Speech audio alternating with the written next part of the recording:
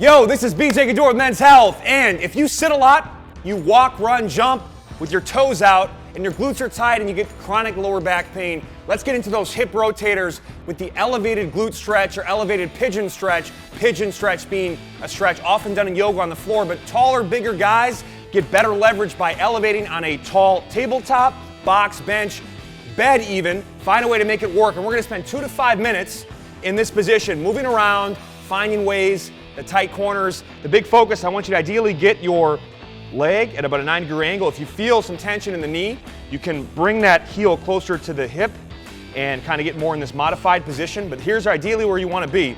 Initially, it's just getting tall, squeezing that back butt. So we're getting some hip flexor stretch here, but a deep stretch outside the hips. Now, the first kind of movement I want you going between and flossing in and out of is just going side to side. Really feel the difference. Sometimes you'll feel a little more tension towards the foot or maybe a little bit more towards the knee.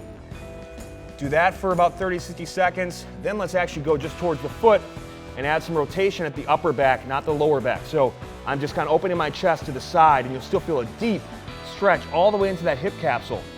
I can mess around there. Go to the knee and same thing. Try to pry open the chest and that side. Use the box and the hands on the box to help pull you and put you in that position. Sink into it. Take a deep belly breath. Feel the belly just fill up into the thigh. Release it out and sink into the stretch. I can get really tall. I can even kind of work on spinning that back leg and open that hip flexor. But 2 to 5 minutes each side, man.